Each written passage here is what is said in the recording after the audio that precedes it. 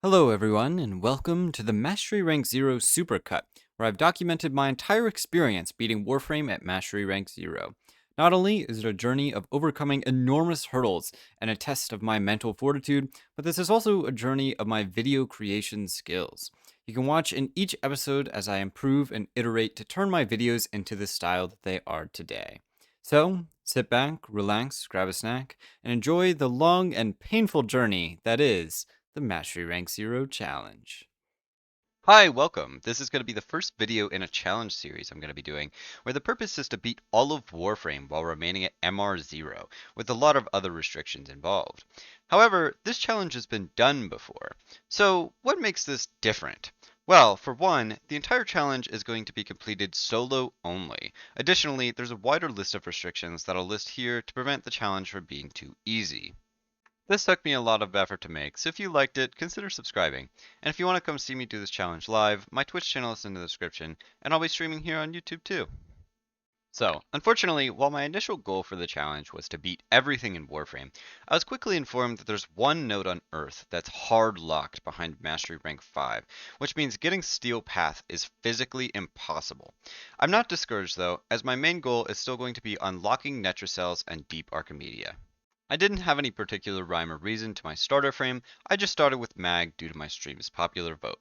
So, with the rules and my goals out of the way, I finally finished the tutorial, rushing through at record pace and getting into the game and the very first quest, Vor's Prize. So, I'll quickly work my way through the few starter missions in the quest, setting up each of the segments aboard my ship.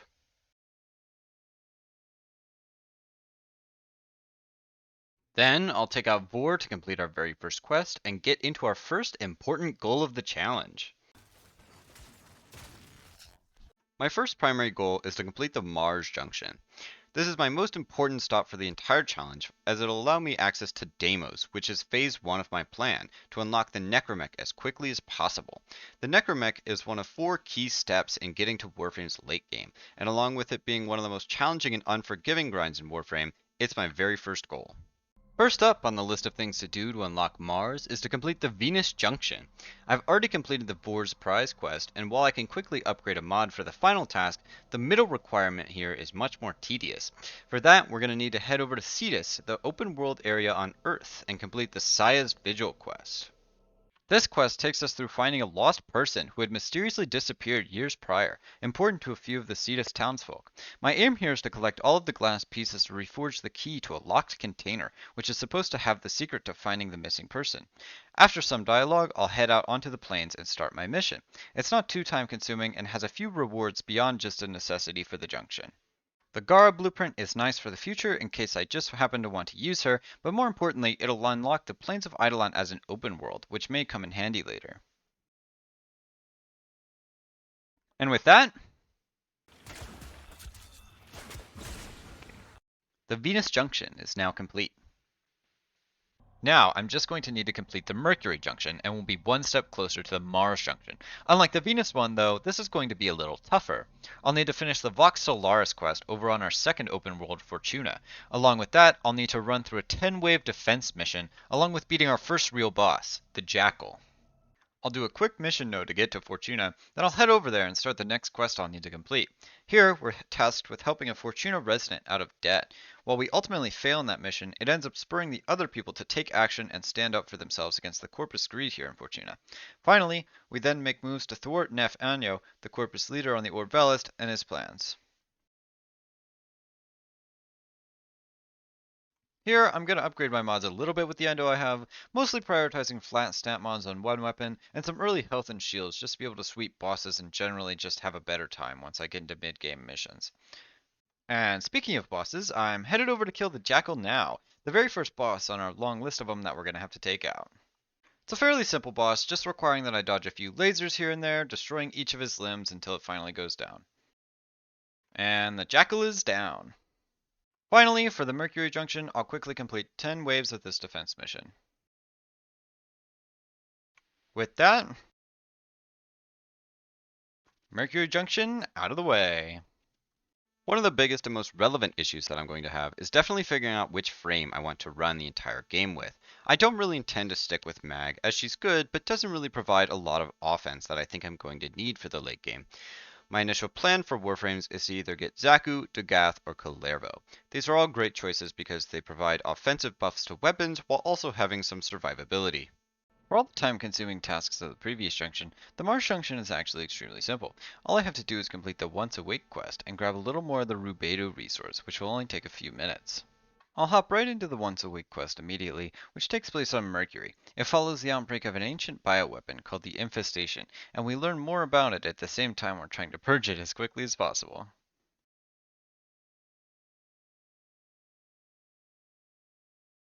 Soon enough, we have the quest done, and it's finally time for our first little mini objective to be complete.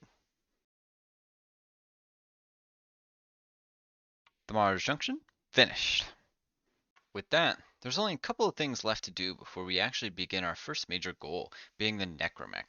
I'm going to head on over to Deimos from Mars, clearing a path there in no time. On the way, I just happened to take out our next boss, Lek Krill, who wasn't really much of a threat at all.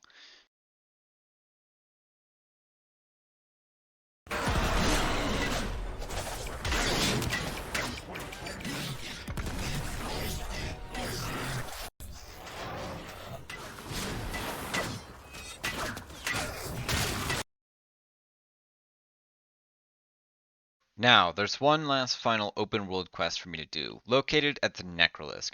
We're here to mend the super dysfunctional infested family that lives here on Deimos, and to do that, we'll need to save the infested moon itself from total destruction.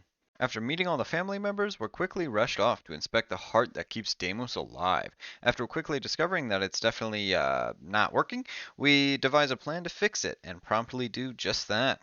Using a Rento Necromech, we head into the depths of the Cambion Drift, fighting off an enemy Necromech and using our repair tool to mend the heart, saving the family and ourselves. The quest being finished, let the grind for the Necromech begin. Welcome back to the MR0 challenge. If you haven't watched the first video in the series, I'd recommend doing that first for some clarification, but simply put, I'm trying to beat all of Warframe while staying at MR0 the whole time.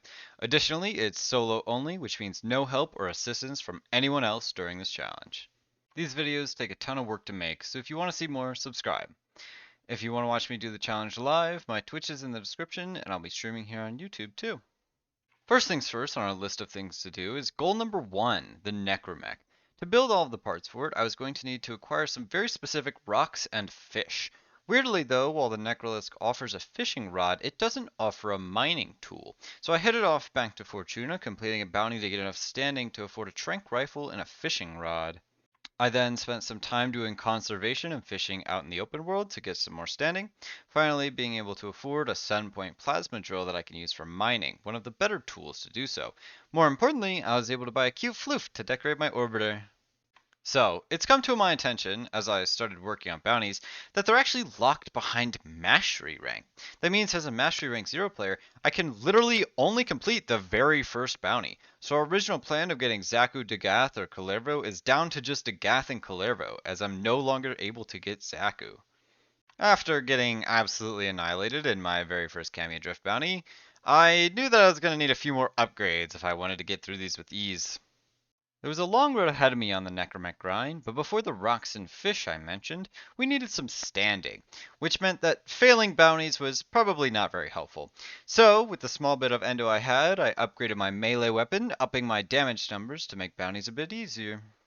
Admittedly, I was a bit discouraged after the failure, though, so I took a little break and started working my way towards completing the Phobos junction. It was rather simple, just requiring that I go visit Maru on Mars, which took about 2 seconds. It also required I open some Void Relics, which took a bit longer as I didn't exactly have as many as I needed.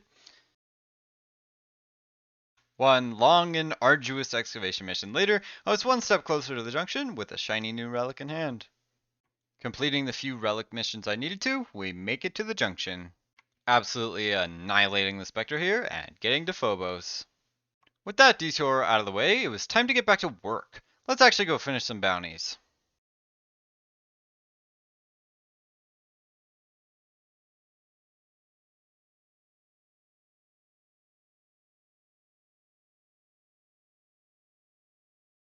To get the most efficient amount of standing, I traded in tokens with all of the Entrati family members.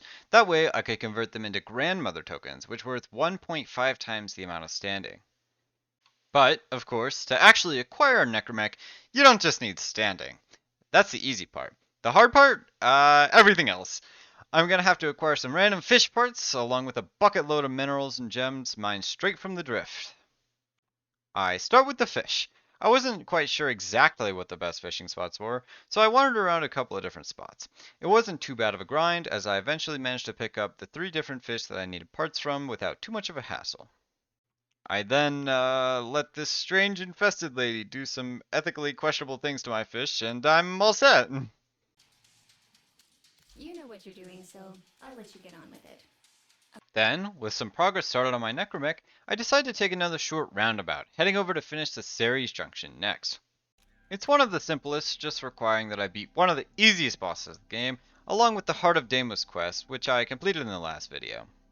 I beat the Sergeant in a trivial amount of time.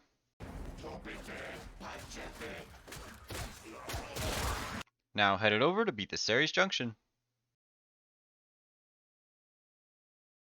Ceres Junction finished. Now I can say I'm about to embark on what is definitely the most difficult part of the necromech grind, mining. While I picked up a few minerals here and there while doing bounties, it wasn't nearly enough to fund the whole thing. Now it's time to do a ton of mining runs, looking for some of everything, really.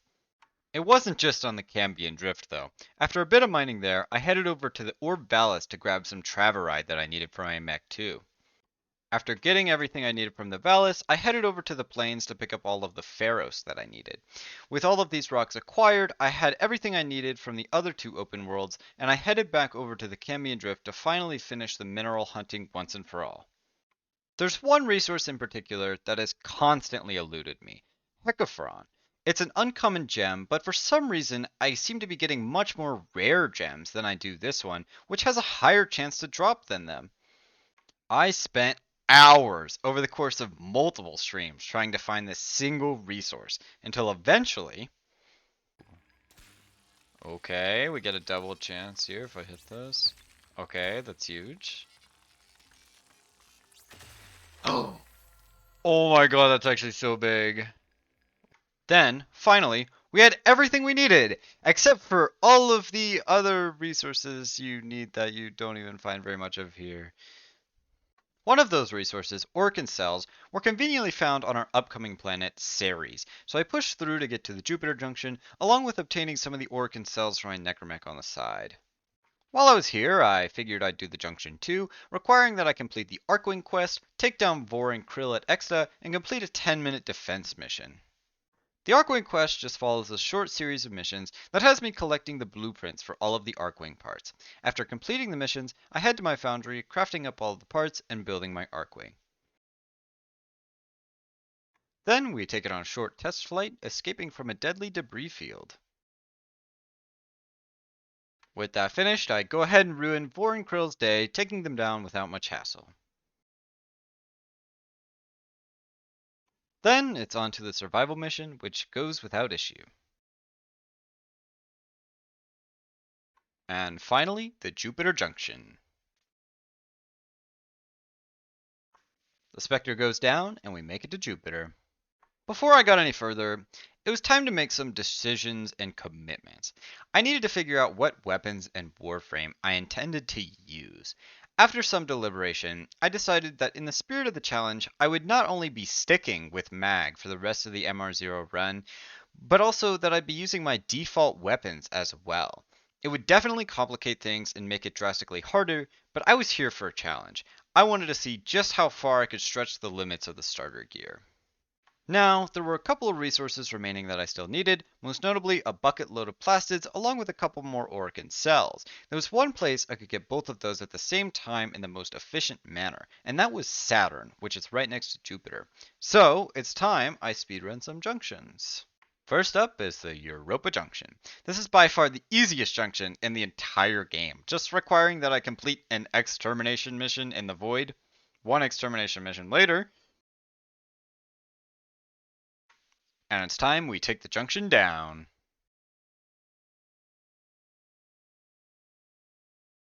Now it's time for the Saturn Junction. It's another exterminate mission, this time on Europa. Additionally, we'll have to take down Alad V on Themisto. Another extermination mission later.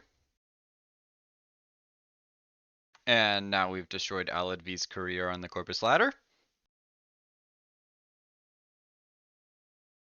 Then, just like that, we're at the doorstep of the Saturn Junction. With the Spectre taken out, it's time to start farming for plastids. I'll be making my way through Saturn's missions, getting a little bit sidetracked pursuing the junction, but overall collecting enough plastids to last me for at least one necromech construction. Soon enough, I've made it to the Uranus junction. I've completed the synthesis tutorial earlier, which I won't elaborate on, as Cephalon Mars is just a tad bit annoying.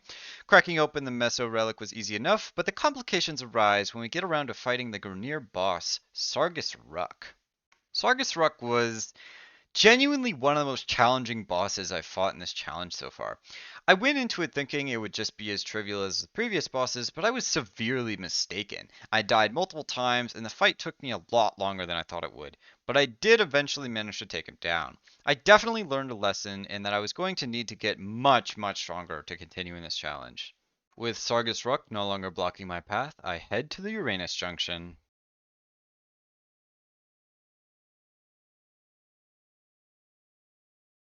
And with that done, finally, after the long, long grind that I embarked on, I began crafting all of the necromech parts. Using a bit of my time travel skills, I quickly finished them all, and behold, the crafted necromech! Goal number 1 is swiftly completed. And now, it's time for goal number 2. That is, of course, the railjack.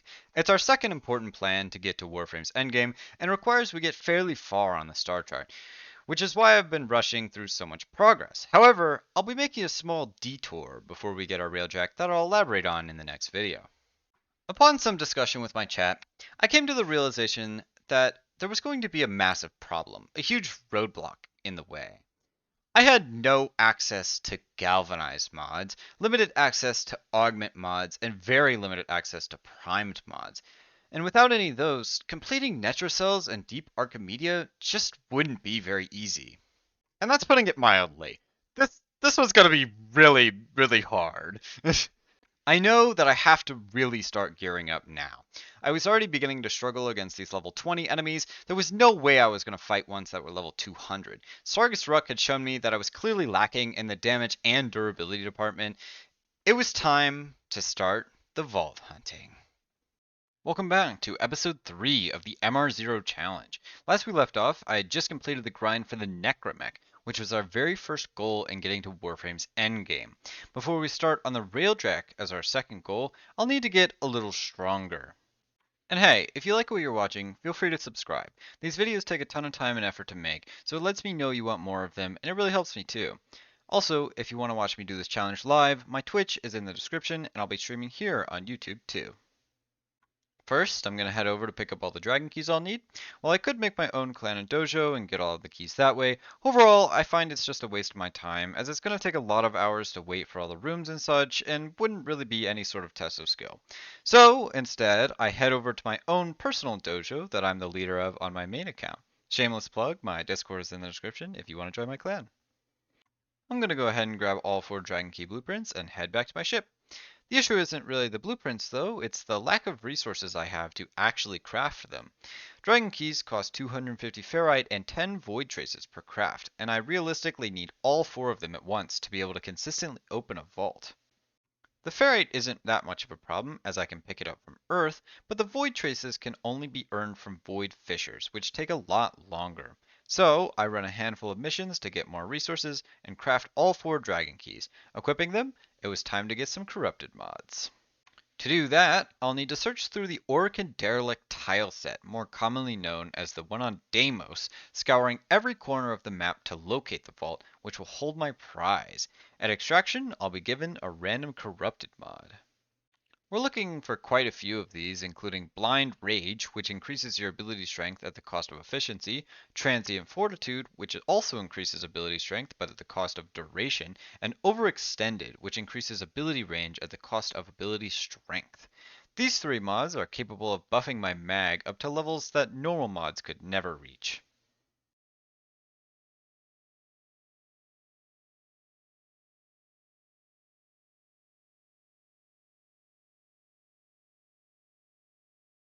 After an absolutely massive amount of vault runs that I won't show all up here, we finally had most of the mods we needed.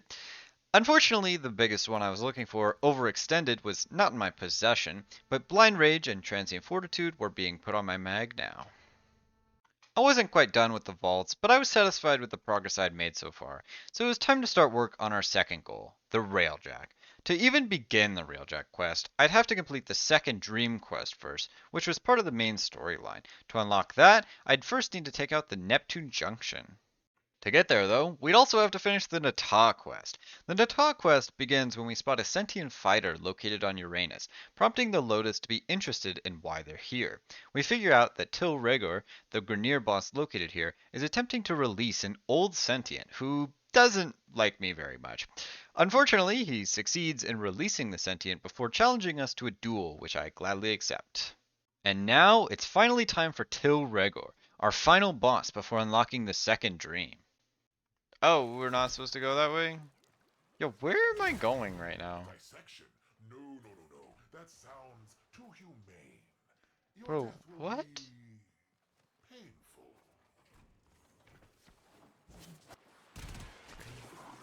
Yo, I've literally never seen this in my life. Where am I, dude? This is insane. Wait, hold on. Sorry, that's not the boss. Wrong footage. Okay, here we go. Get over here. Oh! There I go. Got him! We easily strike him down, unlocking the Neptune Junction. Spectre down, Neptune Junction complete. The second dream quest is directly after the Nata quest, where we figure out that the sentient Hunhao has the Stalker under his control, using him to attempt to kill us. It's revealed that the moon, Lua, is actually hiding the true form of the Warframes, the Operator. Hunhao and the Stalker attempt to kill us in our true form on Lua. We escape, recovering the Operator and bringing ourselves back to our ship. I get to have a fun time customizing my operator, giving him an exciting blue mohawk just for fun. We also get to make a super important decision of our focus school, which I meticulously select based on tons of future goals. I then figure out it's locked behind Mastery Rank 1. I didn't need it anyway. With all of that done, it was finally time to start on the Railjack. And by that, I mean real quick just take down the Pluto Junction first. It only requires that I complete the second Dream Quest, which I, of course, just did, so it's not all that difficult. Before that, I fight the Hyena Pack on Neptune, trivially defeating them. Then, it's on to the Junction. Pluto Junction annihilated. Okay, now it's time to start work on the Railjack. I'll start by picking up Cephalon Psi from the foundry after crafting him. Then we'll acquire all of the blueprints and resources to build 6 different parts for the giant spaceboat. The Railjack's fuselage is up first. We'll grab the blueprint for it, then repair it. Unfortunately, I'm completely out of neural sensors, and I also need a bit more rubedo, so I'll painstakingly go grab both of those. A few missions later, and we now have our completed part. The propulsion system for the Railjack is next. The missions seem to be getting progressively harder, but at the moment it's not too bad, and I easily grab the blueprint. Luckily, I already have all of the required resources, so I build it right away. Then it's on to the Port Nacelle. One mission on Lua later, and we've got the blueprint. I'm definitely starting to feel a little bit of the heat. A little less lucky than before, we're in need of some control modules, so I go pick up a handful of them. Port Nacelle under construction. The starboard nacelle comes along with it, one successful mission later, and it also needs control modules. Back to the void for me! Quickly enough, I have everything I need, and I finish work on the Railjack part. Next up is the tail section for the Railjack. The missions are getting drastically harder now, and although it's getting much more difficult, thankfully I have all of the resources I need to construct the part immediately as I get it. And now we're fixing up the engine cowling. It's the hardest mission yet, with me dying a few times, but not to worry, I make it through. I have everything I need for this one as well, by some sort of miracle, and finally we get our entire Railjack under construction. You have a railjack. Zeno, all records of my mission have been purged from the the Rising Tides quest complete, I obtained my railjack. Goal number 2 completed. And now, with all my hard work, there was only one thing left to do. Take this bad boy out for a test drive. Now, we're on to our third goal, acquiring an amp. This is the easiest goal by far, but there's so many other things I need to do in the meantime to start prepping for late game in terms of my overall power level. Before we get into our goal of obtaining the amp, there's one side quest in particular I want to go on to obtain a specific tool that's going to be a massive boon to my late game success. That tool is but a single mod, small in capacity but gigantic in power. So, join me next week for episode 4 of the MR0 challenge, where we take on the hunt to acquire this mystery mod. Welcome back to the MR0 challenge. This is episode 4. Last week we progressed with goal number 2, obtaining the railjack, and moving on to our third goal, the amp. If you like what you're watching, I'd appreciate it if you subscribed and left feedback on my video. It takes a ton of work to make these, and it really helps me out a lot if you do. And if you want to see me do the challenge live, my Twitch is in the description, and I'll also be live right here on YouTube too. Now, admittedly, the amp was pretty simple to get. It's actually just straight up free. However, it's what I'm getting before the amp that's much more important. At the end of the last video, I talked about a mystery mod that'd be integral in improving my power level. Along with that mod, there's also a few other things I want to pick up to improve. First things first though, the mystery mod. The mod is Fracturing Crush. Now you might be wondering, hey Chloe, if you can't unlock syndicates because they're locked behind mastery, how'd you get an augment mod? The circuit in Duviri is how. Duviri's circuit game mode works on a rotation. Each week, the circuit features 3 different warframes and a 10-node track that allows you to get all 4 parts for one of the 3 warframes. You also get some other resources too, but that's not what I'm focused on here. This week, Mag was in rotation, which means at rank 7 in the circuit, I would also unlock her augment, Fracturing Crush. Before we head into Duviri though, I'm just gonna go complete the Sedna Junction real quick. The sentient enemy's goal was pretty trivial, and having obtained my boat from the last video, the Rising Tides quest was already done. This'll be easy. A projectile? Oh. Oh my god! The toxin's killing me! What the? Oh. Oh, that, wasn't supposed to happen. Sorry. Okay, let me try again. Okay. I'm not messing around anymore. Oh my god, what the heck? Okay, one more time.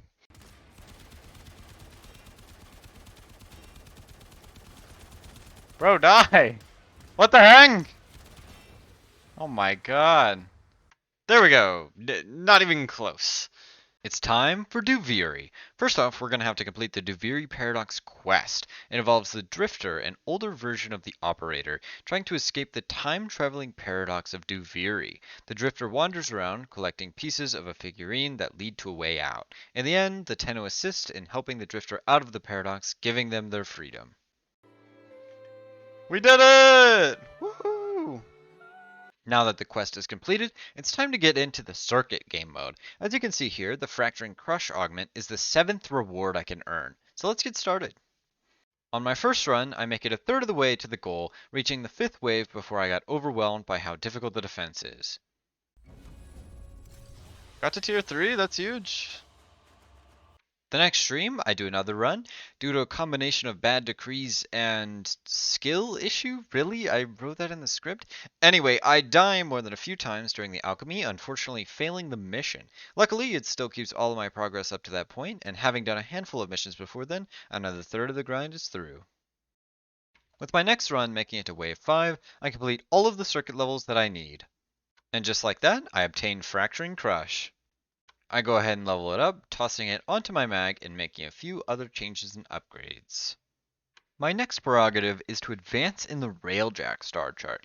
This may seem rather useless, but I found that one of my best methods of obtaining both credits and endo is going to be Railjack missions, so my next objective is to get there. Specifically, I'm looking to get to the Vale Proxima, which will contain the highest amount of credit and endo rewards. Before I can go cruising around in my ship, blowing up galleons and fighting off ram-sled enemies jumping onto my boat, I'm gonna need a crew to call my own. I head over to Ticker and pick up some sturdy crewmates, a solid pilot that I'll definitely reassign later, a decent gunner that totally fails to actually kill the ram-sleds before they get to my ship, and an engineer. There's nothing wrong with the engineer, they're actually pretty useful. I focused on leveling up my command intrinsic first, as I'll need to be able to have all 3 crew members to maximize my ability to actually beat the railjack missions. Throughout my first few missions, I definitely realized that I'm going to need the other intrinsics as well, as they just provide so much quality of life. I decided around rank 4 in each would be good, while I would go for rank 5 in command. Later down the line, my intent would be to potentially pick up higher ranks in the command intrinsic, as the on-call crew would be super beneficial in late game missions, and being able to hire elite crewmates could be useful for the actual missions in Railjack themselves. Between missions, I make a habit of upgrading my intrinsics, my Railjack mods, and improving my crewmates, slowly getting more powerful as I run through the Earth missions fairly easily. However, there's one mission on each of the Corpus planets that's particularly difficult compared to every other mission. Orphix. I was in no way prepared to beat most of the Orphix missions, and it was quite a struggle as I pressed on through the planets. I also used this time to forma my mag and bow, grabbing a bit of affinity while painfully trying to beat Railjack missions with no mods. Soon enough, Earth Proxima is done. Now it's on to Venus. A few missions in, and it's time for our first Orphix mission. Or it would be if I actually had it unlocked. You actually might be right. It's Orphix, and I can't do that because I haven't seen that yet. Oh no! So we may have to do the War Within quest before we can progress any further. Let's get into it. We discover Teshin doing some suspicious stuff on Lua, and we trace him back to a mysterious place we've never seen before, which ends up being the Kuva Fortress, home to the twin Grineer Queens. As it would turn out, Teshin was actually working for them. Our operator gets forced out of our Warframe, dropped off on a cold mountain. Teshin guides us through our past, exploring how we got here and why the Grineer Queens captured our Warframe and Teshin. We eventually go back, helping free Teshin from the grasp of the Queens and killing the Elder One in the process. The War Within is complete. Now it's Orphix time. It's not the worst thing ever. I pick up a necromech from the floor of the vessel and use it to destroy some creepy sentient thingies. I didn't really realize at the time that I could just use my own necromech, as I had neglected to put it on my gear wheel. I'd get into that later once the missions got more difficult, but for now, the Mausolon on this rental is good enough.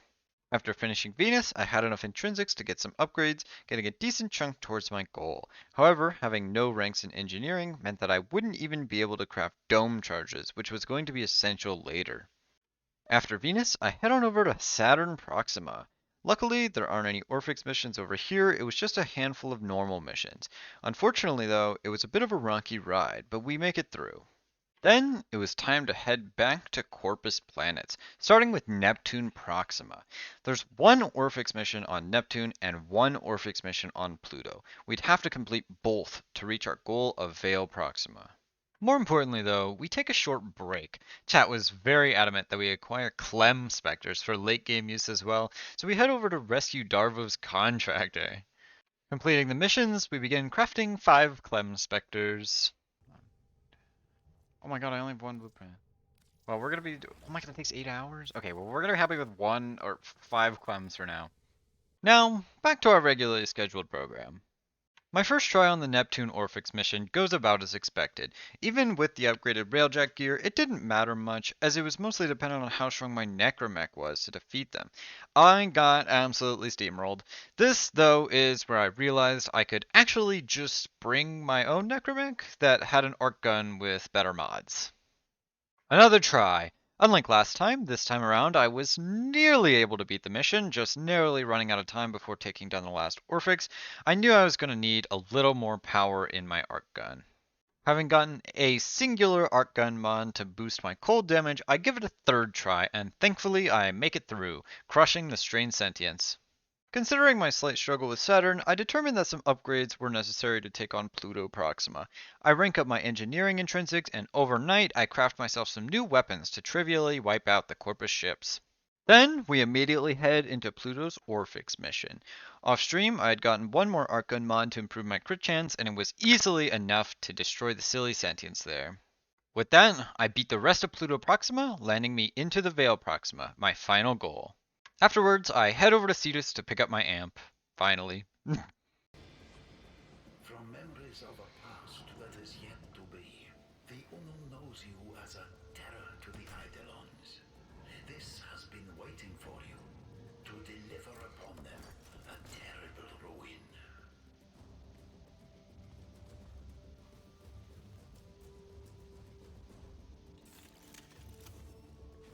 We have had and shall have a long association, Daniel. I know our conversations well. Shola. So, with all that out of the way, I take my boat for a spin in the Vale. Now, let's discuss my next game plan. With my third goal of the AMP being completed, it was time for the fourth and final goal before we actually get into Warframe's late game. What's that, you might ask? Questing. There's a few more quest prerequisites before we get into the new war. Along with that, I'm going to start work on achieving some really difficult to obtain mods to finalize the builds I'm trying to get. This mostly involves me buffing up my staff and my mag. Join me next week for the 5th episode of the MR0 Challenge, where we'll be completing the new war and getting into the real hard content. Welcome back to the Mastery Rank 0 Challenge, where I beat Warframe while at Mastery Rank 0. This is episode number 5, and today it's all about questing and getting a little bit stronger. If you like what you're seeing, subscribe for more. These videos are super difficult to make, and it helps me a ton. And hey, come join my Discord to join my clan or to get notified anytime I go live on Twitch or YouTube to play the Mastery Rank 0 Challenge. Last time, I beat my previous goal of acquiring an amp, as well as unlocking Vale Proxima. This leads us onto goal number 4. Our final goal is to beat the quests leading up to the new war quest, which is the most important quest in Warframe. It'll allow me to unlock the endgame activities like Archon hunts, Netrocells, and more. There's 4 quests that I need to complete, starting off with Warframe's scariest quest, where I was definitely not frightened the entire time. The Chains of Harrow quest. Oh my god, I don't want to search the area. Do I have to? Oh my god. You don't really need to know what happens in this quest, just that I got scared way more than I should have. Okay, what did I do? Was there something there? I swear I just saw something. Oh my god, I think I found what I was looking for. Alright, I lied. The Red Veil seemed to be in disarray as Rel, their prime holy person, is totally missing. Rel is a Tenno just like us, just a little more misguided. The Man in the Wall, who will come up a little more later, is a mysterious entity that's been attacking Rel. We end up having to take down Rel and put him to rest while letting the Man in the Wall free. I had to painstakingly defeat all of these Red Veil cultists with my weak moat amp, breaking Rel's chains one at a time to eventually defeat him. With that, the Chains of Harrow quest is complete. I then go ahead and accidentally start the next quest by heading over to my personal quarters, the Apostasy Prologue. This isn't any major or important quest, it's just a little cutscene that shows the Lotus getting kidnapped by Ballas, who from here on out is our #1 enemy. Now it's on to the Sacrifice quest. We see a scene of a strange Warframe being very upset and Ballas trying to destroy it. I head over to Earth to find the scene where the sentient Warframe and Ballas had interacted. I find a few clues to what the Warframe actually was, and we follow the traces over to Lua. I then proceed to be absolutely baffled by how Orokin ciphers work. This one? Or is it not this one? This is confusing. I don't understand why there's 2 for each one. I become so stuck that Ortis literally has to help me out, solving half of the puzzle for me after I took too long. I think I have a partial solution, Oh. operator. Try this. Thanks, Ortis. But eventually, I enter into Ballas's laboratory and learn all about how Warframes are made and why this one in particular is sentient. As it would turn out, Ballas had tortured an Orokin man and put something into him that caused him to turn into a Warframe. Unfortunately for Ballas, though, that Warframe got out of control, and now it's up to us to track it down so we can learn more. We learn more and more about the Warframe, known as Excalibur Umbra, and it turns out we have pretty similar goals, beating this Ballas guy up. We stab him. Spoiler alert, he survives.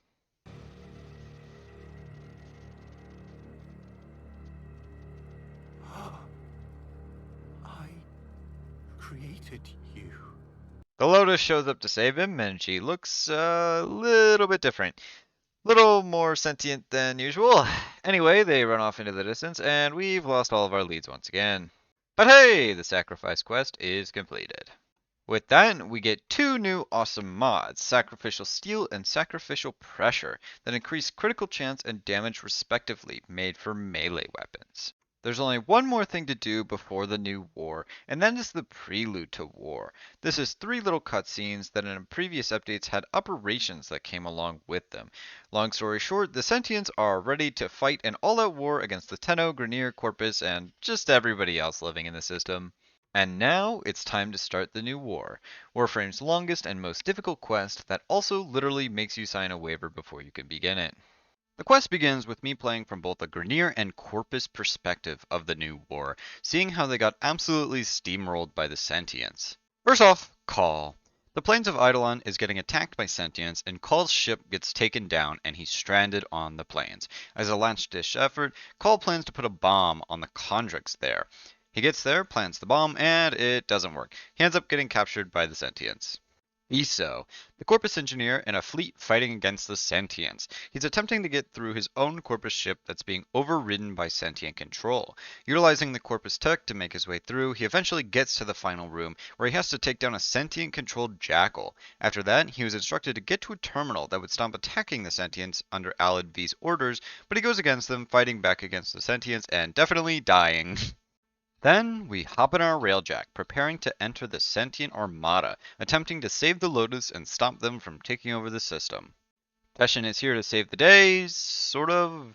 He boards the Sentient ship, taking down Sentients and pushing his way to reach further inside, and then he gets totally captured and dies. We show up inside the ship a little bit later and see what had happened. Then we, die. You cannot kill the devil, Tenno.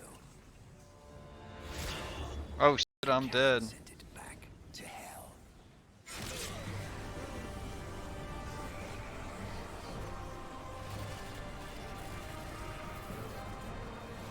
Alright folks, wrap it up and that's it, the series is over. Oh, you're still here? What do you mean the video still has 5 more minutes left on it? Okay, fine. I didn't actually die.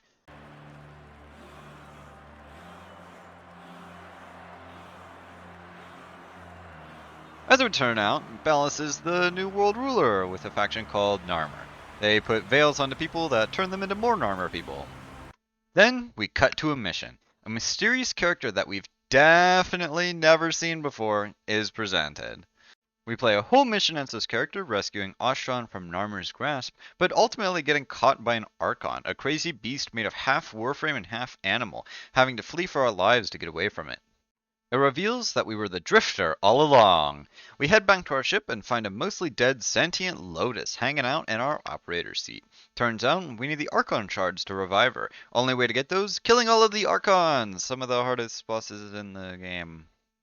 Well, let's get started. Before all that, though, we have to go have a little meeting with our good old friend Hunhao, who, for whatever reason, also doesn't really like what's going on. So we pick up a cool bow from him that'll help defeat the Archons. Then it's on to the first Archon.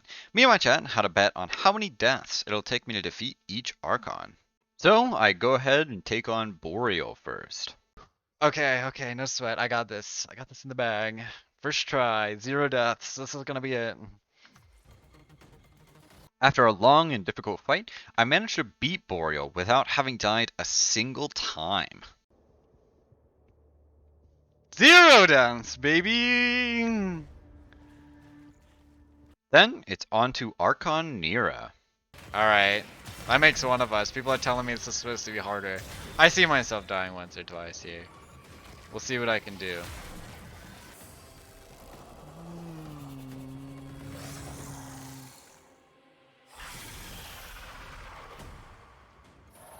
I'm very afraid of just getting absolutely randomly one-shot. By nothing short of a miracle, I take down the hardest Archon without a single death as well. Whew. I After taking down the first two Archons, I have a vision going back to the Zeraman, where the Drifter meets the Operator, revealing that I had made a deal with the Man in the Wall to stay alive. The Man in the Wall is an ancient void threat who both helps and harms us with the deal. I have an option to take the Drifter back or the Operator back, and I take the Drifter. Sentient Lotus had run away to try to defeat Ballas on her own, and I'm chasing her to help. So, we head over to the Narmer-controlled Cetus, making our way through to the Unum. There's a giant sentient ship attached to it, and I get through, ascending the Unum until eventually jumping onto the sentient ship, heading in to find the Lotus. Battling sentient enemies, I push through the ship, taking out the third and final Archon before finally reaching Ballas. Now for the fight. Ballas occasionally shoots a beam that I need to deflect with my operator beam into the waiting black holes, and after 4 successes, it'll knock his health bar down a peg. He'll then summon deacons that attempt to kill us. After 4 rounds of that, he gets down from his pedestal, approaching the Lotus and trying to kill her now. I jump onto Ballas, placing a veil over his face, which makes him vulnerable. Then the Lotus consumes him and gets her strength back, having eaten the last Archon shard. And now the quest is finally over, except for the last, most difficult part, picking which cosmetic to give the Lotus. I put it to a poll on my Twitch and YouTube chats, but it was a tie, so I end up resorting to a game of marbles, where the winner gets to pick. The decision was to pick Margulis, and then swap back to the default Lotus. It was also very important that I make her green, so I did that too. And finally, after a 5-hour quest that you all watched in 5 minutes, we are done. Importantly, I go ahead and put a poster that I picked up from Barricatier on the wall of my Orbiter as a reward for beating the quest, and now it's time for a few more upgrades. There's going to be a lot of min-maxing fairly soon, but for now I'm going to slap on the sacrificial mods that I got earlier, along with some more mods that I'll grind out now. I'm looking for 3 melee elemental mods, 2 of which are acquired through spy missions at a 10% chance drop upon cracking all 3 vaults. Luckily, I grabbed the first mod, Vicious Frost, on the very first spy mission. Oh, okay, first try. Yep, I'm just a gamer. Just that easy, ladies and gentlemen, right there. First try. On my very next mission, only the second one that I've done, I get the other mod I need, Volcanic Edge, which is even more lucky. The next mod is acquired from killing Corrupted Vor at a 25% chance. In an insane statistical anomaly, I also get this mod on the very first kill. I've definitely used up all of my luck for the run. The other mods I'm going to have to grind for in the next video are not going to go this well. What'd we get? Oh my god, we got it! First try! Oh my god, no way, dude. That's insane. Wow. Okay, well, I guess we're just good. Bro, what is even happening today? Hacking, what is this? I've literally got to know all 3 of the 60/60 mods I'm looking for on the first try of the mission that I play to get them. But for now, there's a couple more upgrades for me to pick up. I do Lewis spy missions until I acquire Blood Rush, which I didn't get on my first try, unfortunately. I also do a couple more vaults to grab Overextended that I didn't pick up earlier in the series. The build for my bow is going to require the status mods that I got a moment ago, along with the Blood Rush and Sacrificial Steel, to create a dual status and critical build to maximize damage. There's one mod for my melee weapon that I'm missing, though, one that would dramatically improve the overall damage on it. If you know what it is, let me know in the comments. But for now, I'll be leaving you all with another mystery mod to ponder about for next week. Along with that, there's a few other mods and upgrades I'll need to finalize my builds. Hello, and welcome to episode number 6 of the Mastery Rank Zero Challenge. Today, we're dipping our toes into the deep end of the Warframe content and getting prepared to face the final hurdle that would be winning the challenge. If you like what you're watching, subscribe. It takes a ton of effort to make these videos and it helps me out tremendously. You can watch me do this challenge live here on YouTube as well as over on my Twitch, which you can find in the description. If you're interested in my streaming schedule or being notified when I go live, you'll find the link to my Discord in the description as well. At the beginning of the challenge, I briefly touched on what the final goals were that I'd consider me beating Warframe. There's 2 major things involved. The first of those is Netra Cells. Netra Cells are endgame level content that require the Whispers in the Walls quest to be completed. They feature level 200 enemies that can easily stomp you if you aren't prepared. On top of that, if you're going in solo, you're also going to be afflicted by 4 debuffs that dampen your ability to function while within the mission. My goal is to be able to beat Netra Cells solo, as they also come with great rewards upon completion. Secondly, and much more difficult, is the Deep Archimedia game mode. This is pretty much the hardest game mode in Warframe. One of the mechanics that makes it so difficult is the fact that you're forced to use random gear just to go into the mission, with 3 random options for each gear selection. Luckily for me though, since I only really have a small handful of gear, it's pretty much guaranteed for me to get the stuff I want to use. Unluckily for me though, is everything else. Just like Netrocells, Deep Archimedia comes with 4 modifiers that inhibit your ability to easily complete the mission. This time though, they're even more difficult and impairing. Conditions that prevent you from using gear, damage you when you're using an ability, or just strike you with lightning occasionally. On top of that, each mission has its own unique modifiers that make it more difficult, such as increasing enemy durability or strength, giving them special abilities, or causing them to explode when they die. But unfortunately, I do have to tell you, that's not all.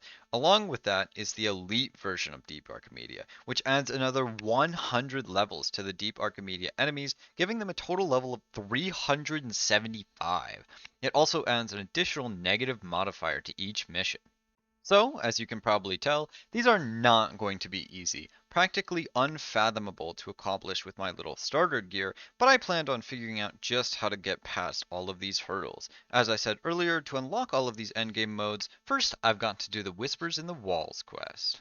We head on over to Deimos, where we meet with Lloyd. He takes us underground to show that the Kalemos sequence had begun, a protocol put in place to defend the Entradi labs against the Murmur, a faction headed by the Man in the Wall. We fight against the Murmur to push them back, and at the same time figure out what had happened to Albrecht Entradi.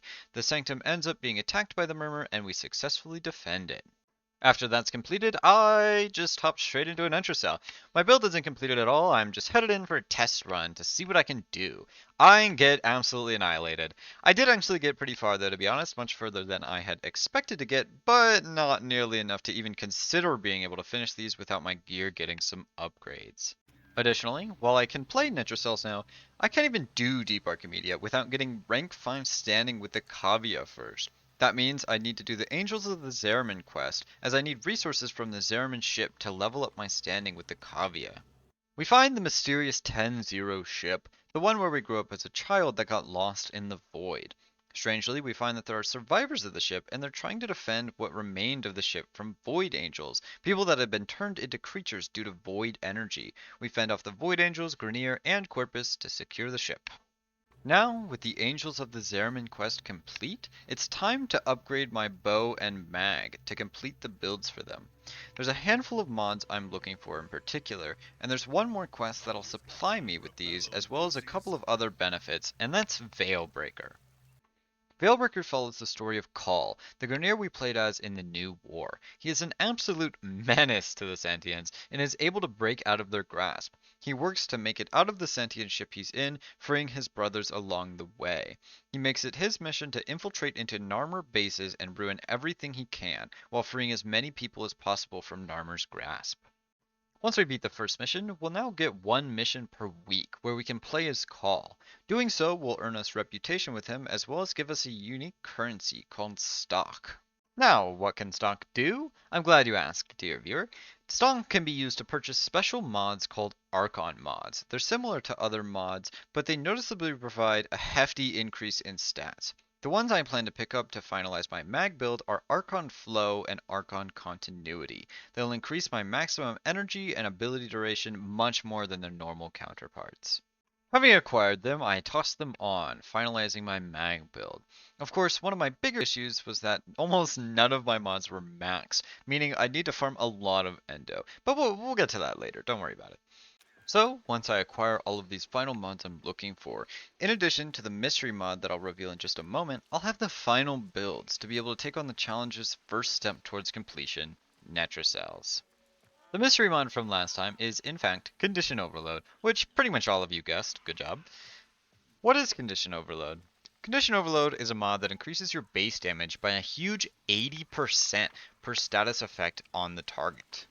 Why do I need it? As you can clearly see, it's able to dramatically bolster the amount of damage I do based on status effects, and on just my bow alone, I'm applying 4 different statuses to enemies, resulting in 320% increased damage. Pair that with my companion weapon, and I can get 8 or more statuses applied to enemies at once, for a total of 640% damage increase.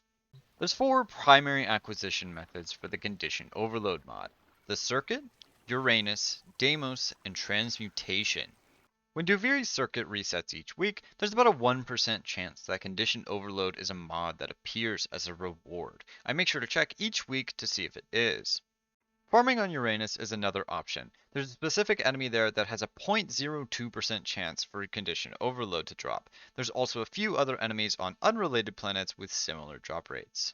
Deimos is one of the more popular places to obtain Condition Overload for good reason. Deimos bounties include over 5 of the enemies from the list that can drop Condition Overload, all with varying percentages, but it includes some of the better odds, up to 0.023%. Last but not least, our final method of acquiring Condition Overload is Transmutation, a little known feature that I'm going to attempt to utilize for my benefit. It allows you to take 4 mods of your choice and turn them into one random mod. If you select 4 rare mods, for example, you can transmute them for a 50% chance of getting a random rare mod. This gives you the highest probability of acquiring Condition Overload by a far at a whopping 0.5% chance. However, along with that, you can also use a Madurai transmutation core with 3 rare mods. This makes it so that the resulting mod is always the Madurai polarity, which matches Condition Overload. This ups my chances to a whopping 1.2%. So, depressingly, I head over to Cephalon Samaris, running some missions to get enough standing to afford transmutation cores. I first use the transmutation cores to get my increased chance, combining 1 core with 3 rare mods. After that, I combine 4 rare mods normally for the decreased chance. My main method of getting rare mods is Railjack. Void Storms and Railjack have a tendency to drop tons of rare Railjack mods, commonly getting up to 10 in a mission. And so, gambling ensues. I grind a bucket load of Railjack missions to get as many mods as possible, transmuting them when I had enough to. After a ton of hours put into grinding for it, honestly, I just wasn't able to get it. Not that I'm giving up, not at all, but like, I spent legitimately 20 hours of my stream time that week and was physically unable to obtain it. So, we'll see what I can do. This is going to be a tough grind. By no means am I going to give up, but my video schedule might be slightly delayed depending on how long it takes me to get this mod. Even if I'm writing the script and reading it for this video, I still do not have it. But regardless, we'll see what I can do next time. Thank you for watching, and keep a lookout on my streams to see if I get it or not. I appreciate you all watching and giving me feedback on my content, and I hope you have a great rest of your day. Hello, and welcome back to the Mastery Rank 0 Challenge. This is episode number 7, and today we're going to get quite a bit done and make significant progress towards our final goals. These videos are super difficult to make, so if you like it, subscribe. I appreciate it a lot.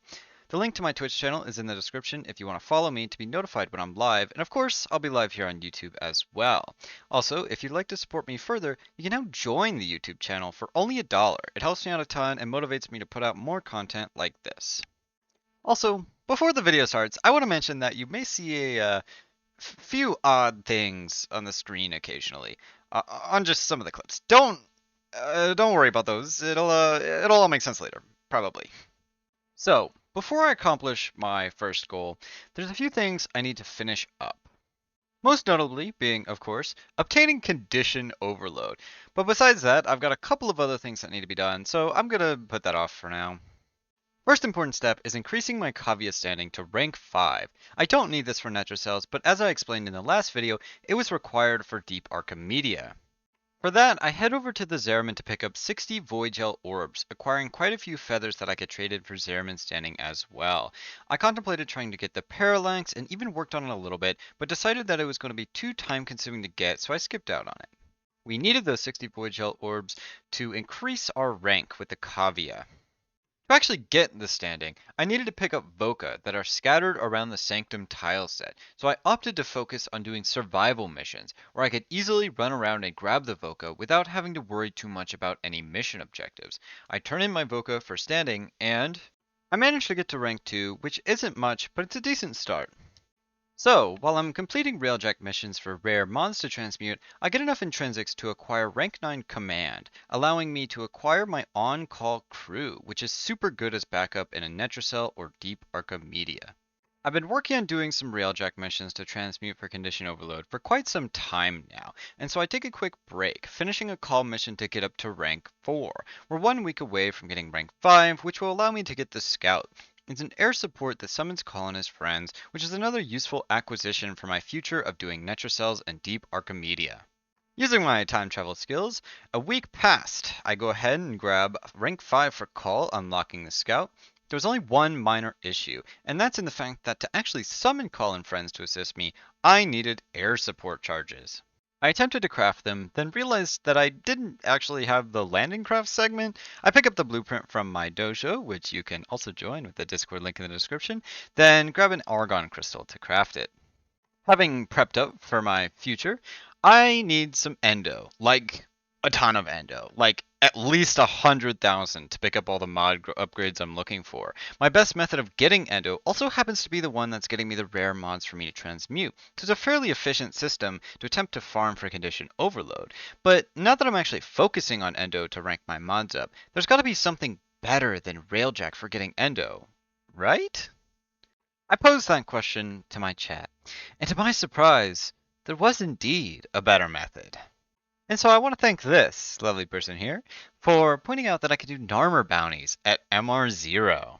I didn't realize I could do that at all. I was just under the assumption that they wouldn't work, considering most other bounties are mastery locked, but luckily I can do them. So I head over, grinding out some bounties, and picking up a ton of endo. Combining that with all the endo I got from Railjack and picking up weekly Iatam sculptures from Maru, I finally had enough to upgrade like 2 mods. And now, the condition overload portion of the video. First, I got a little bit of Samira standing to enhance my odds. I won't bore you with too many details, but I went back and forth doing Railjack missions and combining mods over and over and over and over and over and over and over and over again, but with absolutely no luck.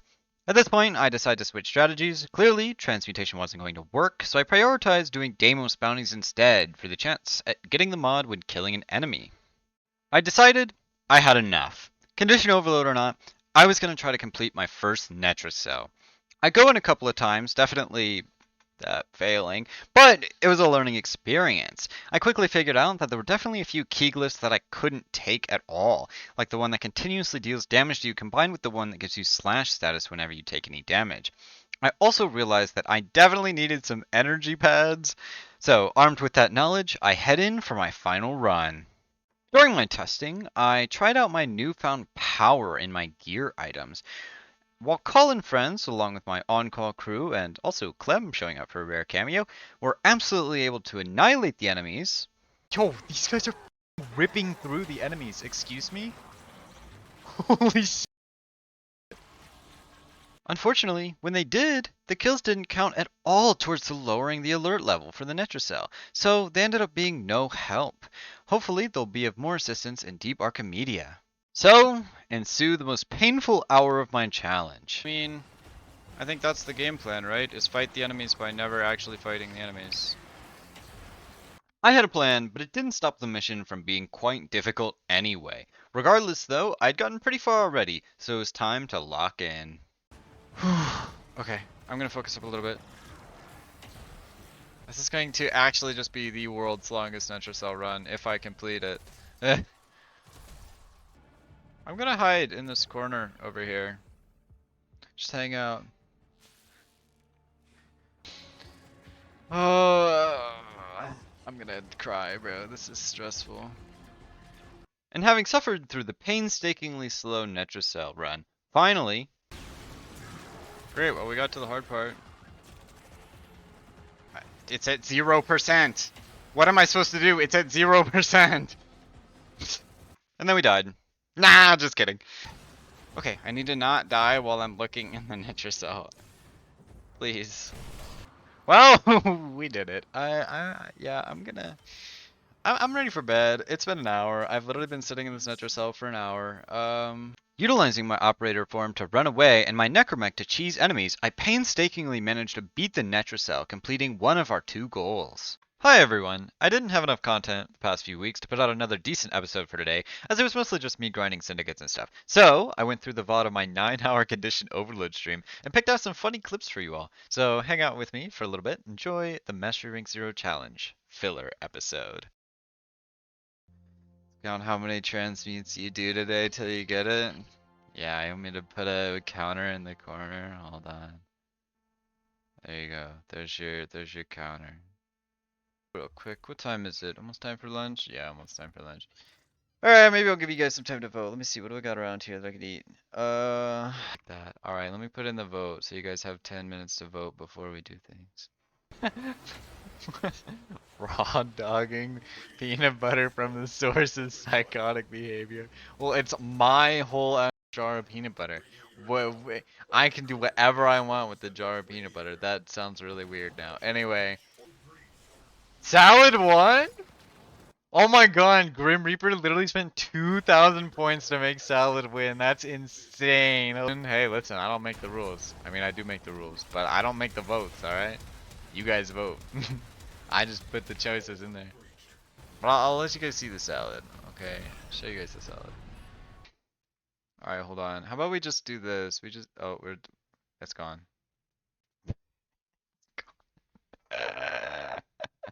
It's gone. Goodbye. I don't know. Don't look at me. I didn't make the rules. Alright, hold on. Alright, this is my new face cam, guys. So this is just gonna be, this is what we get to look at. I'm gonna make it a square too, there you go. So that's my mom walked in and asked why I'm staring at a zoomed in pic of a salad. Alright, so that's the face cam for now, guys. That's what we're rolling with. Salad VTuber Pong, new channel banner, W face cam. The salad, huh? Make it bounce around like the DVD logo. I'm not technically inclined enough to make that happen, or I would. It does sound pretty funny. And then I'm gonna have to explain to viewers why there's just shit all over my screen. Oh my god. Okay, how do I, hold on. Yeah, that's too complicated. I guess I'll just explain to viewers why there's random shit all over the screen. Leave it inexplicable. It's funnier. It's just gonna show up in the middle of my fucking video, bro. It's just gonna be random shit all on the screen. Just a random Mastery Rank symbol, like Silver Dragon or something. Okay, this is just too funny. I'm gonna start adding this shit in. Hold on. Oh my god, this is gonna be the most insanely stupid stream ever, dude. No way. Here you guys go. Here's my mastery right now. That's what we're looking at. Just make it like really, like weirdly shaped too. There we go. Flip the screen so everything's backwards.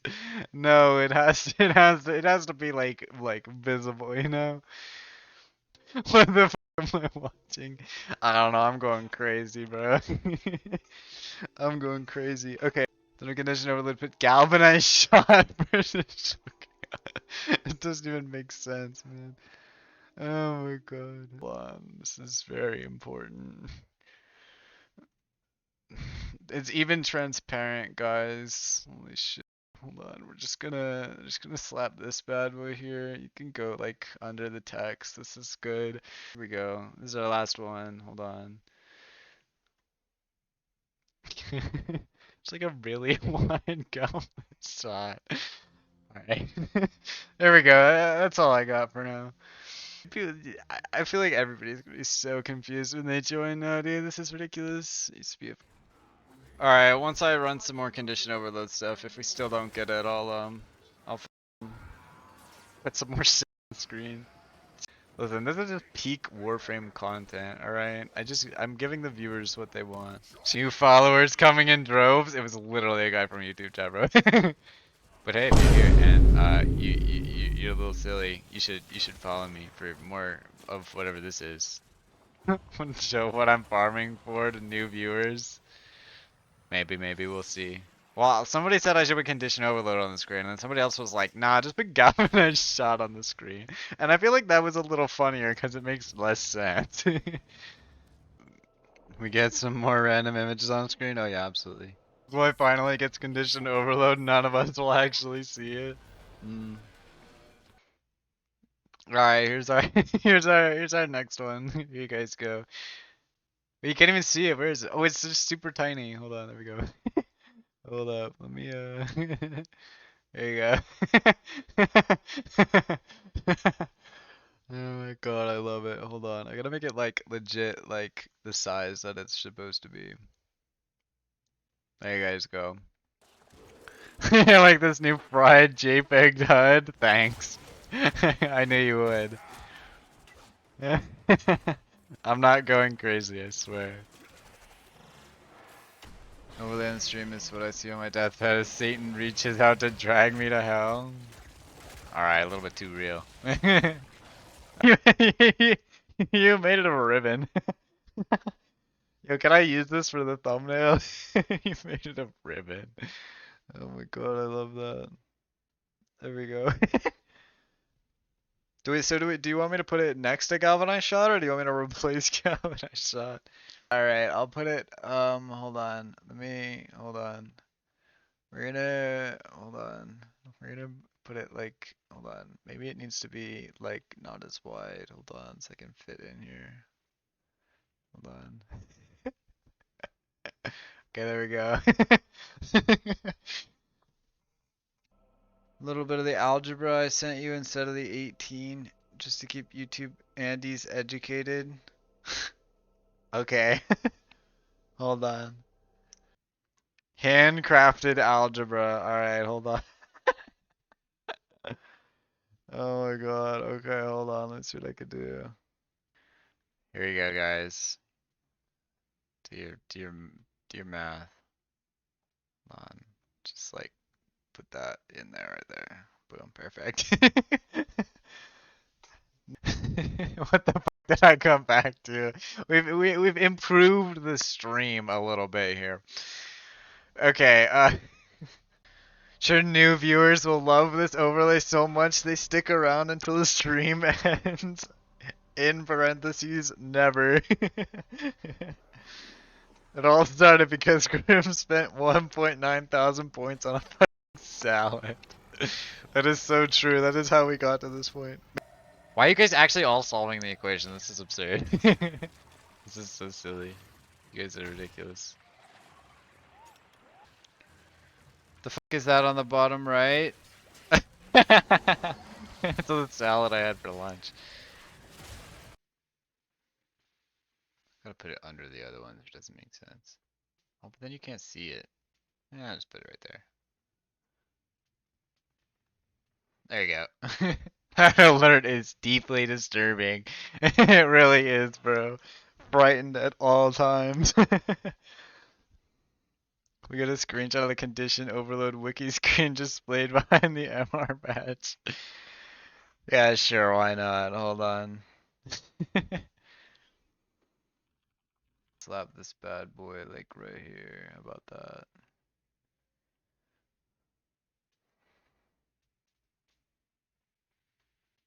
I can just put it under all of the other stuff. There you go.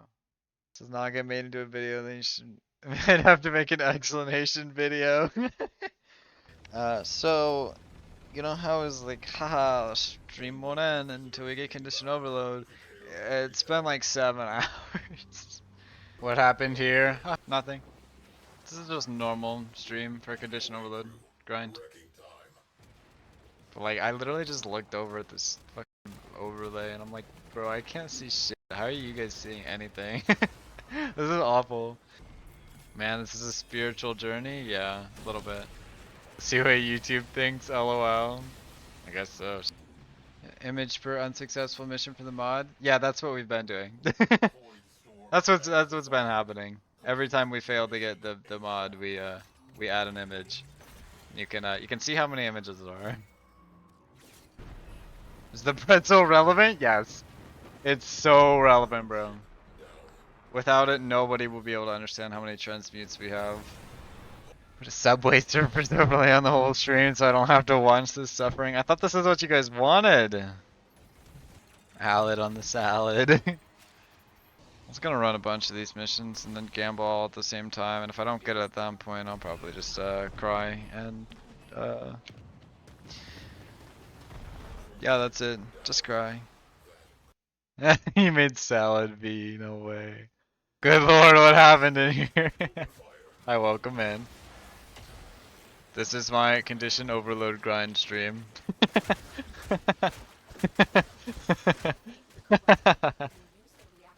Anyway, I'm not crazy. You're crazy. We're having a great time. I'm having a lot of fun. It's a blast. We've been here for 7 hours. Cam, come back after like an hour and what the f is going on with the screen? I expected it to be bad, but not that bad. Hey, welcome back. What time is it, man? Dude. I'm genuinely probably gonna have to give up soon. I don't even know. It's like I hate to give up, but it's kind of getting to an unreasonable amount of time. There you guys go. There he is. But yeah, I unfortunately didn't manage to get condition overload during the stream, and I still don't even have it. Appreciate you all watching. I'm trying out some new kinds of content, so let me know what you think. Hiya! Welcome back to the Mastery Rank Zero Challenge. Today, we're getting into the real endgame. Since I've already beat my first goal of Netrocells in the last episode, now we're moving on to our second and final goal, Elite Deep Archimedia.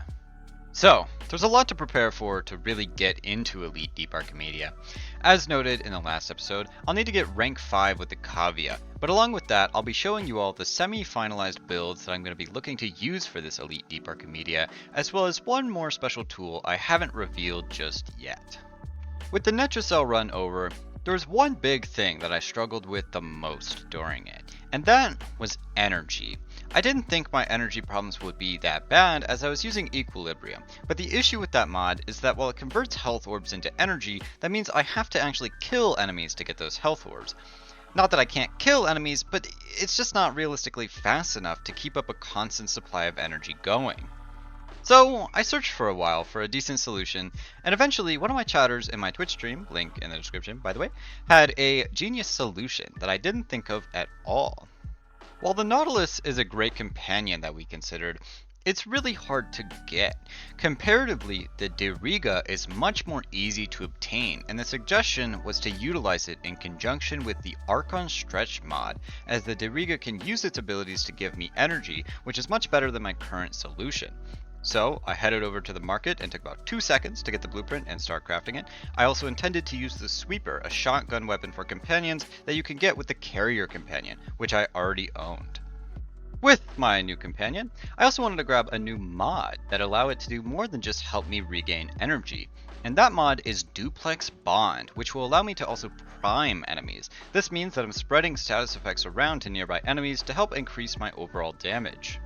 I do that by putting a lot of elemental mods on my companion weapon, the Sweeper, then using the Duplex Bond mod, which will summon clones of my companion to damage more enemies. Now, for the most exciting part of this video, the couple of mods I obtained over the past few weeks. First, I managed to luckily pick up the Energy Nexus mod, which would also help with my abysmal energy crisis. It simply gives a flat energy regeneration every second. Oh my god, I just got it. No way. Okay, wait, I actually have to get out of this mission. Hold on, hold on. No way, I just got that drop. Oh my god, that's actually insane. Next up, after literally 3 millennia of grinding for the mod, during a bounty, I finally find the most legendary rare item that I could possibly have on this account. Oh my god.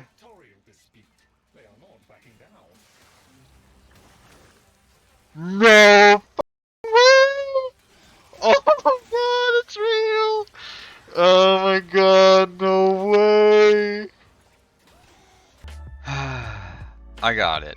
Condition Overload. The mod I've been trying to find for the past 3 videos is in my possession. I immediately put it onto my melee, having to rank it up quickly to slot it into my build. Hurry! Subscribe before Condition Overload the Witch brews you a potion of unluckiness!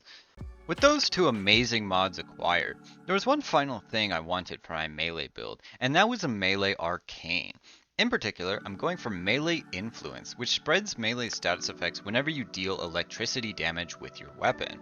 I can go grab that by defeating the book you can find at missions in the Sanctum, which works out since I'm going to be grabbing some standing there regardless.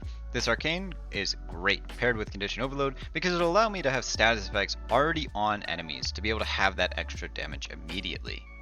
That also means I'd need to switch up the build a bit. I don't have Focus Radon, which is a mod that gives radiation damage on your melee weapon. Radiation is super good against the Murmur, but I don't have it, so I stuck to electricity and gas as my elements. Electricity is good to synergize with my new arcane, and it's also strong against the Murmur.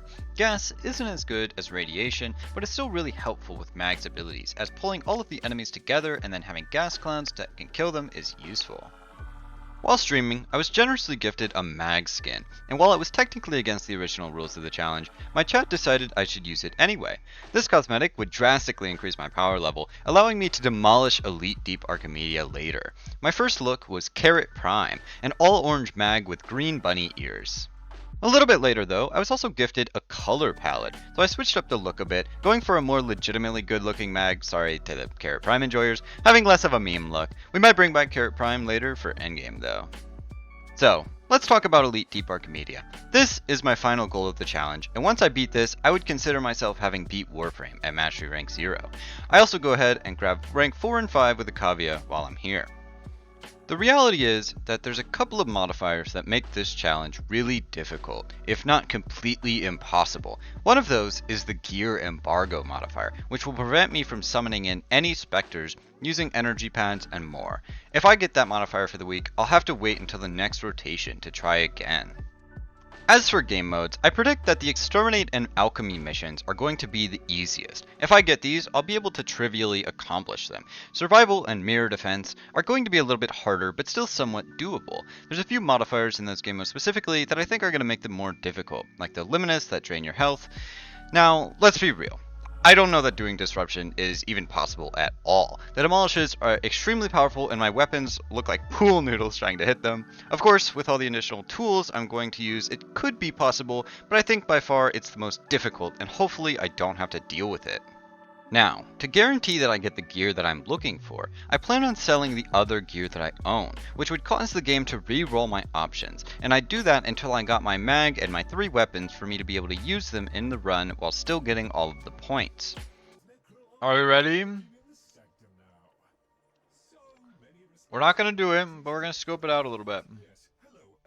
Okay, so they did give me the one thing that I can't use. Wait, they actually gave me all of the stuff that I have that I can't use. That's so funny. Oh my god. But at the end of the day, I went ahead and had a look at my options for Deep Archimedia for the week. Unfortunately, we got a pretty bad modifier, but otherwise it was still fairly playable. That wasn't the problem though. My initial plan to sell gear that I couldn't use ended up not working very well at all. The gear that I got was only things that I didn't want to use. All of the weapons were story weapons, which would suck to sell, but it wasn't completely out of the question. However, they also gave me Excalibur as my Warframe. Excalibur Umbra is the only other frame that I own. Just a small, tiny little issue. You can't sell Excalibur Umbra, or his weapon for that matter, which meant that if I wanted to do Deep Archimedia, I'd either have to wait until the week where I got lucky, or use Excalibur Umbra. Okay, so this is a problem. So I can't even sell Excal Umbra if I want to. So I don't really know how I'm... Okay. So I can't even do it. Like for this week, I just straight up can't even do it if I wanted to. Okay. That's a problem for me. So I decided to wait a little bit to see if I can get the perfect Deep Archimedia run. In the meantime though, I finished my preparations. I finally finished up my builds, which I'll show off in my Discord, which is in the description. I upgraded my Necromech and my Arc Gun to make them more viable in Elite Deep Archimedia. I grab up some more Clem Spectres, build some more air support charges, craft some of my super secret special Spectres, the Stalker from Nightwave, and get really used to talking to Lloyd, the robot one. And that's all for this episode. Might take me a little bit to find a Deep Archimedia that's actually playable, but in the meantime, I'm going to keep messing around with new styles and new kinds of content, like in my last video. I appreciate all of your support and comments, and have a nice rest of your day. Got no chance. Do I?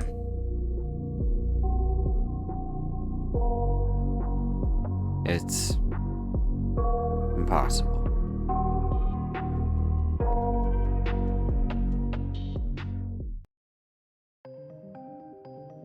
Welcome back to the Mastery Rank Zero Challenge. This is the final episode where I'll be taking on the hardest game mode in Warframe at Mastery Rank Zero with only the starting gear. The last obstacle between me and beating the game is Deep Archimedia. 3 difficult missions in a row at a whopping level 250. If that wasn't bad enough, there's additional modifiers that make it even more difficult and mission-specific debuffs to really bring the pain. The first of the 3 missions is Exterminate. It's both the easiest and hardest part of the run. Being the first mission, it's not going to hurt me very much if I die, as I won't have any saved progress before this. But at the same time, it means I'm not willing to expend as many resources to complete it, as I'll want to save them for later. I'll elaborate on these resources in just a minute. Now, let's talk about the debuffs that I'll apply to each mission during this run. For the most part, they're not that bad at all, and that's because I've been waiting for modifiers like these to even attempt this run to begin with. There's modifiers that are way more problematic, like the ones that prevent you from using abilities until you get 50 kills, prevent you from transferring into your operator, or just straight up denying you access to your gear wheel. Luckily, during this run, I don't have to deal with any of those. The first debuff is Secondary Wounds, which basically just makes me take more damage and deal less damage. The next is Ammo Deficit, which is unimpactful since I'm mostly using my melee weapon and my necromech, which isn't affected by this. Fractured Armor is next, which makes me take more damage for 10 seconds after casting an ability. And finally, there's Abbreviated Abilities, which is arguably the worst debuff that I have of the 4, decreasing the duration of my abilities by 50%, which is not great at all for using my second ability. Alright, enough of that. For now, let's get through this Exterminate. I do have one of the plans of all time. My main goal with the Exterminate, and with all of the missions, as a matter of fact, is to effectively utilize my necromech. It's a way better tool for dealing with enemies and to combo damage with my Warframe. My Warframe and weapons can typically handle some enemies, but when it comes to groups of enemies or certain specific flying enemies, my necromech and modded arc gun can wipe the floor with them. The additional modifiers to make this Exterminate more difficult aren't actually that bad at all. There's Fissure Cascade, which increases enemy level, which might seem bad, but up against my necromech, it's not too detrimental. Then there's Post-Mortal Surges, which makes enemies explode when they die, which is pretty bad if I'm using my melee, but it's workable. No way, bro. Huh? Yo, get me out of here. With a handful of deaths, I eventually managed to make it through the Exterminate, bringing us to our second mission. And that is Mirror Defense. Okay, here's for the part I haven't technically beaten yet, but I should theoretically on paper should be able to beat. With the right resources. Let's discuss the resources I mentioned earlier that are absolutely necessary to being able to complete this challenge. Almost all of these are additional allies. I have a summon for Stalker, a Warframe Spectre, my on-call crew member Clem, and most importantly, Call. Call and his friends were acquired from grinding out Veilbreaker missions, and he's an absolute menace. The reason he's so good is because he scales up to the enemy level, and combining that with his ridiculously powerful attacks, he can wreck enemies more efficiently than even I can in most cases. Let's get the show on the road, huh? This is a super hard mission. The defense objective has a measly 40,000 health, which goes down very quickly when an enemy even decides that they want to come close to it. In past missions, I had made a big mistake of not using enough resources, or even worse, playing inefficiently with my necromech. And so now, I have the perfect game plan. I wasn't going to bother saving anything I had now, I was going to summon in all of my allies. Instead of using the necromech right away, I planned on saving my strongest tool for the final wave. Alright, I got the necromech. I'm gonna go position him down here a little bit so that when I get like right back, I can just pick him right up and finish where I left off. And hey, if you're enjoying the video, I'd like to ask you to please subscribe. It takes a ton of time to make quality content like this, and it's the best way that you can support me and my channel. Now, back to this impossibly difficult mission. Unlike the Exterminate, the additional modifiers on this mirror defense make it unbearably difficult. The first is glyph inflation, which means I need double the amount of glyphs that you can pick up around the map to bolster the defenses of the objective. This just directly makes it twice as hard to defend, since you're not getting extra shields for the defense objective very often. But the next debuff is even worse. Myopic munitions makes it so that I can only damage enemies within 15 meters of me. This might not seem super detrimental, but here's the issue. I have to stay near the defense objective to make sure I'm defending it from all sides. That means enemies can get within 15 meters of the defense objective before I can take them down, making it even harder to collect glyphs to reinforce the defenses further. On top of that, it means all of the summons I'm calling in to help me can also only damage enemies near me. That means call-in friends can't shoot at any targets that aren't near the objective, creating a lot of room for me to make mistakes. Okay, call's gone. However, I'm just gonna chill. I'm gonna chill. I'm not chill. The enemies are getting a little bit close.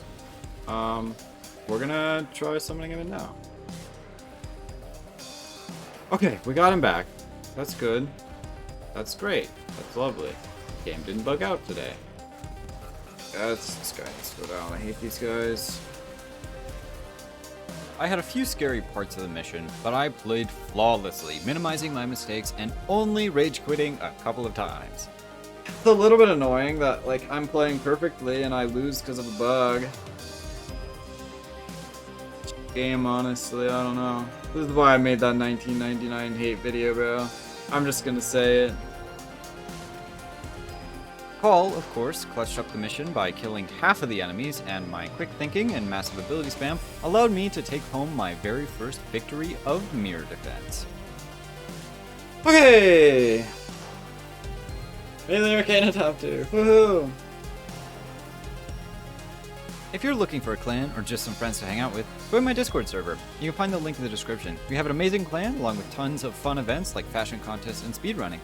And if you want to talk to me about my videos, or you need help with Warframe, or you just want to hang out, you can catch me on my Twitch, where I play tons of silly games and do all kinds of Warframe challenges, like this one. And the final, last mission I have to complete to beat Deep Archimedia is Assassination. It's a very fitting end to the challenge, however, it's an extremely difficult task to complete. Not only have I never beat this before on this account, I have never even attempted it. Here, I'll let streamer me explain my strategy for beating this. Okay, so here's the game plan. The game plan is, I need my Necromech. I'm gonna pull up with my Necromech. I need Call. We're gonna pull up with Call for the boss fight. And I'm just gonna use every Spectre I have. And if the boss dies, great. If the boss doesn't die, I won't be surprised. I mean, I have yet to be able to even get close to beating it before, so the odds of me being able to win are very low. When you consider that my only chance of beating the boss is having Paul beat it for me. Here's the thing. I am not very confident about being able to beat this at all. I mean, look at me. My weapons hit like pool noodles, my abilities don't even work on the boss, and my only saving grace is just praying that Call and his friends can miraculously kill this monstrous thing. So, maybe after all this effort, it's not worth it. I should just give up. I still got super far in the challenge without beating Deep Archimedia. Who really cares if I can complete this silly assassination or not?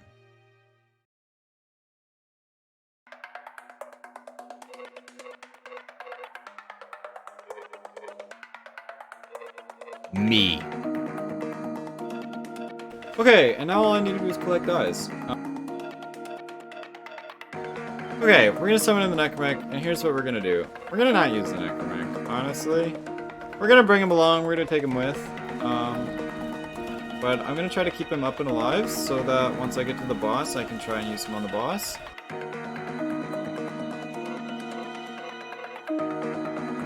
We're gonna see if Call can kill this boss for me. And if he can't, I'm gonna cry. This is everything I've got, gamers. I forgot my Necromech. This is everything I've got, gamers. Here it is. My hands are sweaty as He is taking damage.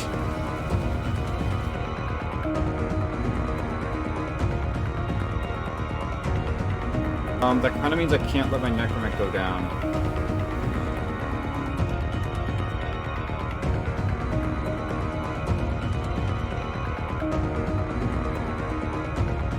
Problem is we cannot have my Necromech go down. This is the only thing standing between me and dying. There are so many enemies, dude. And I don't know if that's good or bad. Die, you piece of shit! Okay, it's not over. We need to make it to the exit. Why am I so slow? Give me the rewards. I deserve those.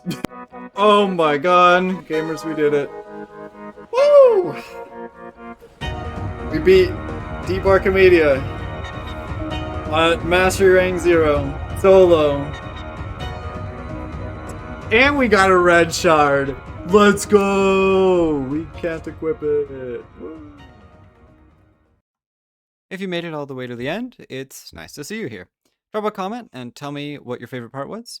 Thank you for watching my content and supporting my channel. It means a lot to me. And have a great rest of your day. I'll catch you in the next video.